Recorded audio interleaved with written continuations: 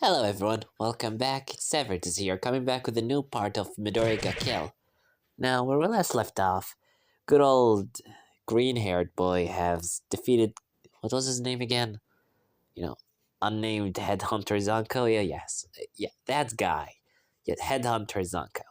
After getting his own ass beaten, but that's beside the point. For now, let's get right into the video, shall we? I also, actually, one more thing. In the future, I might actually, upload a video about the reason why I disappeared. Because, not because I feel like you guys need to know, but just because I feel like I want to talk about it. So, that's for a future me problem. Regardless, let's start this already, shall we? And now, in the next morning, after the night and his battle against Zanko, Akame and Midoriya have returned to report their success, and, well, Midoriya immediately was taken and healed up and bandaged.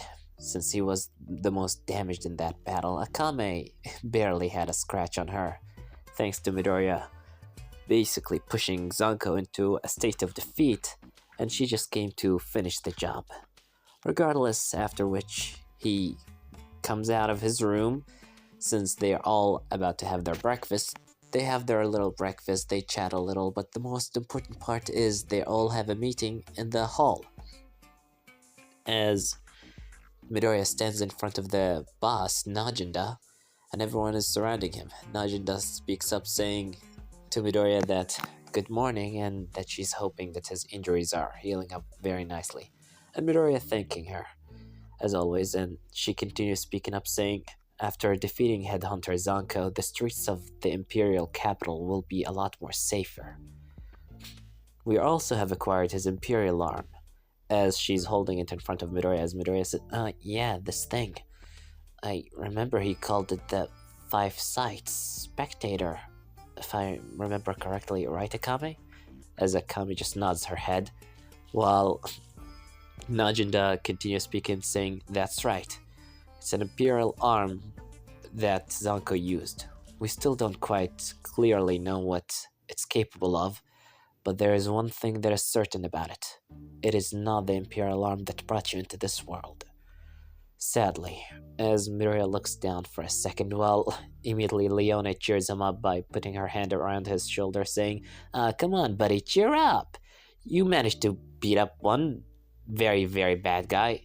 As Midoriya said, technically Akame is the one that beaten him. As Leone said, she just stole your kill. And she start, messing with his hair a little, while continue saying, give yourself some credit. You lasted against an Imperial arm user all on your own. As then Najinda continues saying, yes, indeed, you did an amazing job, regardless of the result and the damage you have sustained. If it wasn't for you, perhaps that battle would have been a lot more difficult for Akame. As Akame just nods and smiles on Midoriya, reassuring him that, indeed, if it wasn't for him, that battle, is not very sure how would it have ended. Regardless, Najinda continues saying, our superiors in the Revolution Army want us to collect these Imperial arms. Sometimes we stumbled upon people who uses them.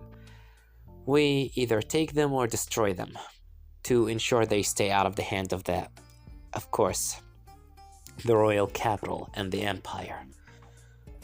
But with the headhunter Zanko's Imperial arm with us right now, I would like you to have it, Midoriya. As Midoriya looks at her saying, me having it? But can I even use an Imperial arm? As Najinta continues saying, there shouldn't be a problem. Perhaps you are from a different world, but it wouldn't hurt to try. All of us in Nitrate have Imperial arms, and it would be a very great asset to you. You are already very powerful, but something versatile as this Imperial arm could be proven very beneficial to you. As Midoriya looks at it in Najinda's hand and then start talking to himself, saying, the five-sided spectator. Zanko said something about being able to do multiple kind of things about five sides. He did try to read my mind, those through my facial expressions, and then he did try to look under my clothes for any hidden weapon, which also did work, but not to forget that he also managed to see my moves ahead of the. As he continued to mutter on, and everyone around is wondering, watching him as he just speculate and keeps theorizing about what this imperial arm can do until finally mine had had enough and he yells at him saying, "Oh, get it over with already! Try it on!" As Midoriya said, "Oh, right." As Midoriya looks at it for a second and then grabs the imperial arm before placing it on his chest. As he places it, there's nothing. And he said, something's supposed to happen? As Akame said, try reading my mind. Perhaps that will work. As Midoriya looks at Akame and try reading her mind, as he tries to focus, and you you're thinking about dinner and how much you want to eat meat tonight. As Akame immediately gasps in disbelief about how amazing that was, as she said, "That's amazing." As mine saying, "Oh, come on, you didn't activate it at all. That's like a basic thought for Akame." As Midoriya said, "Just give me a minute. I don't know exactly how I'm supposed to do this." As immediately Bulat said, "Oh, come on, sugar. It should be easy. Think of it the same as your quirk, you called it? One for all? Just will it to happen." As Midoriya said, "Think of it like one for all." As Midoriya focuses for a second, as he thinks and thinks, trying to focus on the Imperial arm until the eye springs open. And when Midoriya's own eyes open, he looks in front of him and to look at Mine, Akame, and Shell, as immediately Mine says, "Come on, what are you saying? Tell us already." As when Midoriya looks at them, all what he see is something that he perhaps shouldn't have seen, as he accidentally activated one of the sights which allows him to see through solid objects, and in the case of the three ladies, he's now seeing right under their garment, as he immediately blushes like a red tomato and takes off the imperial arm immediately without a second thought, as he looks in the opposite direction, start covering his eyes, feeling like he's about to die, while mine saying, "What's the matter? Why are you turning red?" As Midori said, as he looks left and right, muttering to himself, while Akame saying, "Is everything alright?" As Midori said, as he looks left and right, trying to find an excuse, until he looks at Lavak and said, "Sorry, I just accidentally read Lavak's name. I mean, mind something." As everyone looks at Labak, and well, he immediately saying, "Well, what? I wasn't thinking like that. Not now, anyway." As Mind saying, "Oh, you dirty little pervert! What were you thinking?" As immediately they start getting on Lavak's case, while Midori is saying, "I'm sorry," in his mind, "but please, excuse me this once." As he's holding the imperial arm, it starts glowing in his hand, and immediately everyone looks at him, focusing back on Midoriya, until the glow finally disappears. Najinda said, "It seems that it's a match." As Midoriya said, "A match?" And Bulat said, "When an imperial arm finds a user that it's suitable with him, it start glowing. And in your case, it seems that your imperial arm have accepted you." As mine said, "I didn't expect that. Honestly, it looks very horrible on you, though it is green, so I guess it goes with your hair." As Najida said, "Such an imperial arm with your power and strength and speed, it will be proven very beneficial to you. You should all start training with it immediately. I expect you to do great things in the future, Midoriya." As Midoriya said, "Right." And immediately, Midoriya continues saying, Najinda, boss, I was looking through that book of the Imperial Arms that you showed me before." As she said, "Yeah, what about it?" As he said, "And I still wondering, who do you think has the dimensional formation Shimbala, the thing that brought me to this world?" As she said, "I'm not quite sure, but if I had to guess, it's probably in the capital. Such an imperial arm would be very useful for a general or a leader right under the thumb of the minister." And Midoriya said, "All right. Oh, Which one of those imperial arms is also the strongest? I'm kind of curious about that. As she said, the strongest?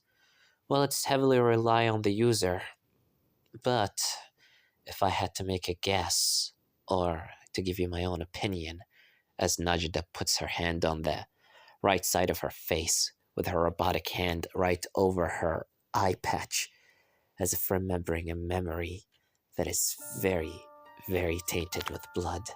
And she looks very serious, and the air around them, for a lack of a better word, goes very cold. And she continues saying, then it will be that accursed ice one. As Midoriya feels a chill down her spine from all the poison that spat out of her mouth in that second. The way she said those words were full of venom. As she continues speaking, saying, and it's her, as death. As Midoriya said, as death? Is that really her name? As she said, yes, I know.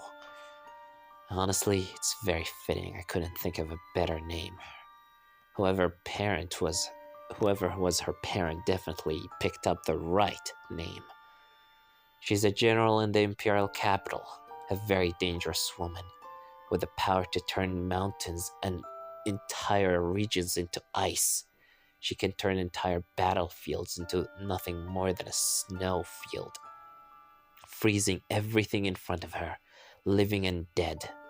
She took entire armies single-handedly and managed to expand the empire all on her own and her incredible army. She's a very dangerous user and a powerful one at that, and her imperial arm just makes her all that more dangerous. As Midoriya think about it, ice.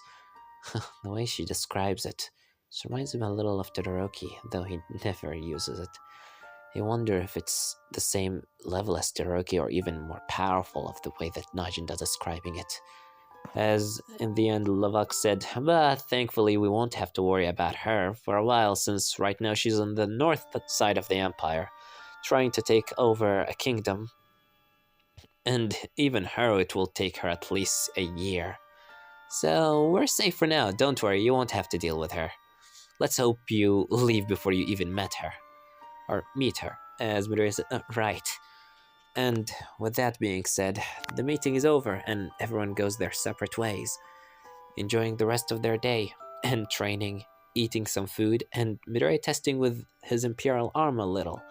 Though for now he keeps focusing on training One for All like usual, keeping it active all the time, non-stop, lifting weights, pushing down, going up and down the mountain with Bulat and Lavak.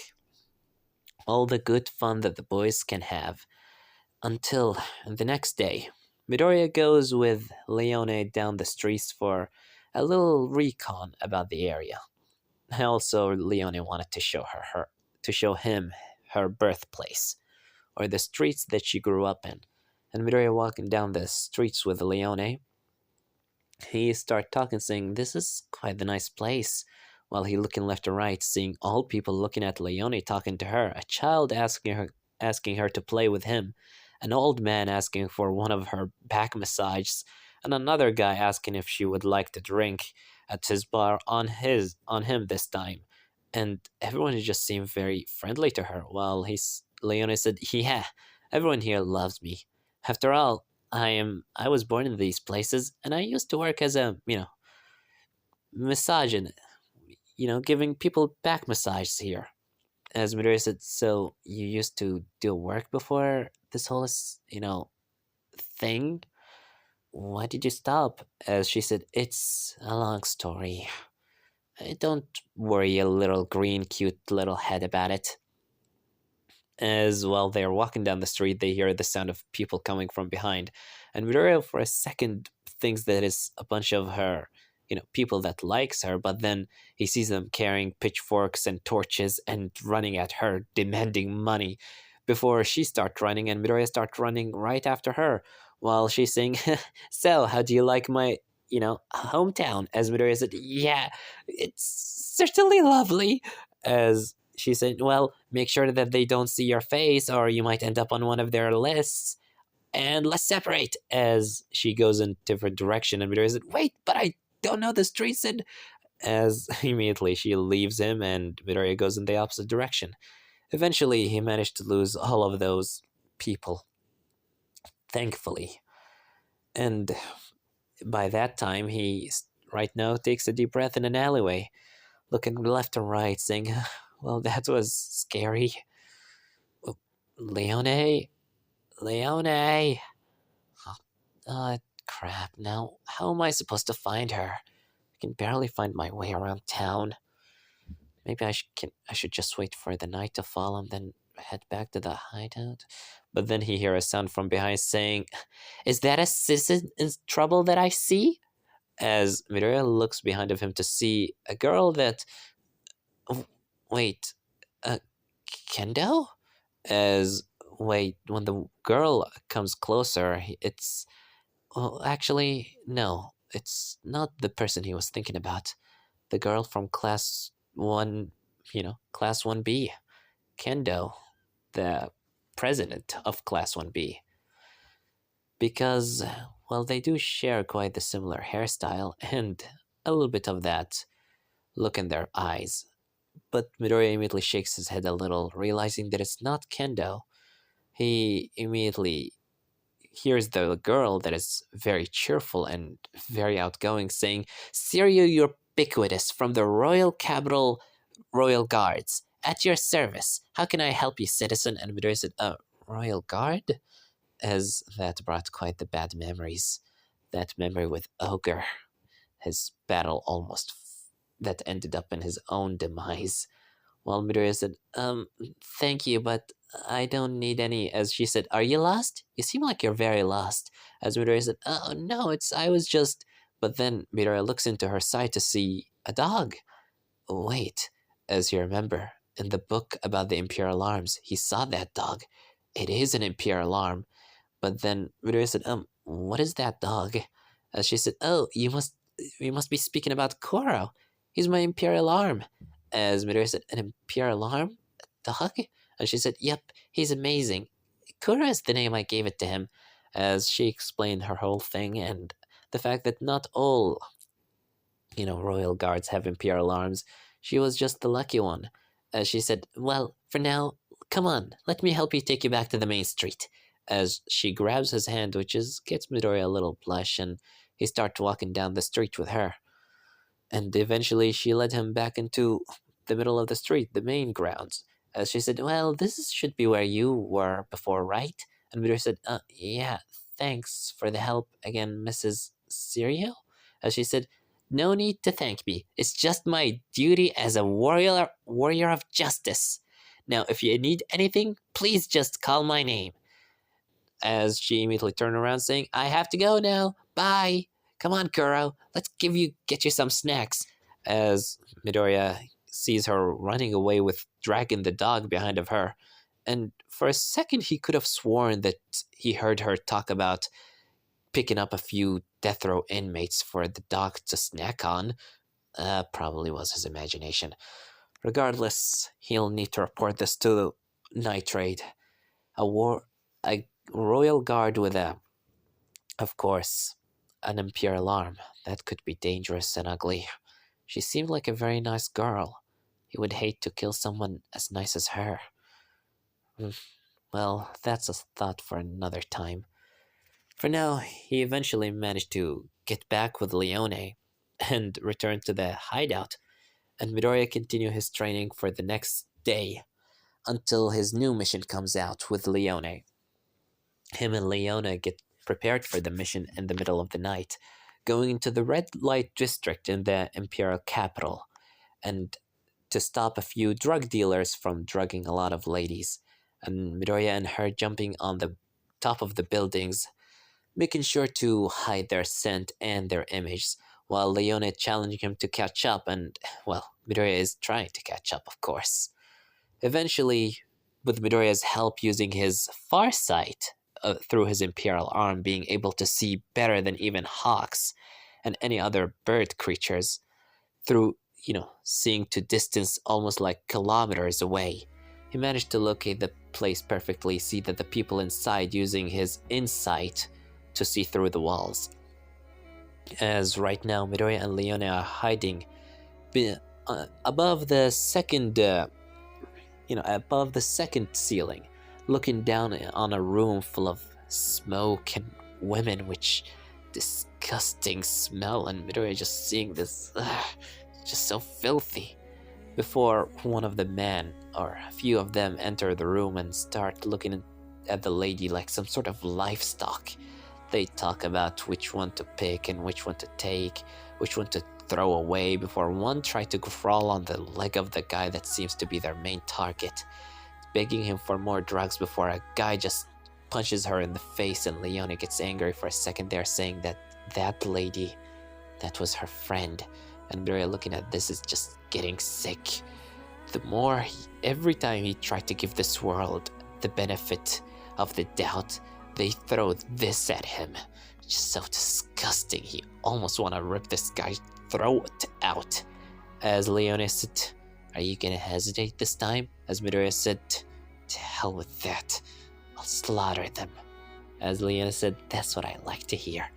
Now let's get those pigs to the place that they belong. 12 feet underground." As Midoriya said, "Roger that."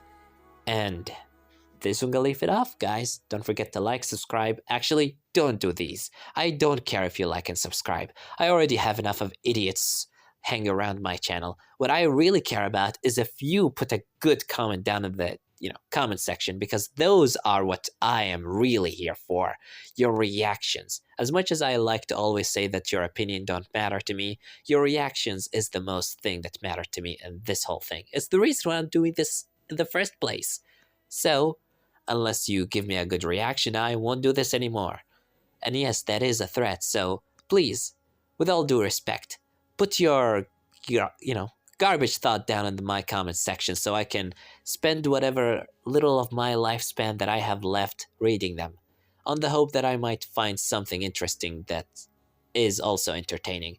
Regardless, I'll see you later. Maybe not. Hopefully. Probably. Anyway, bye.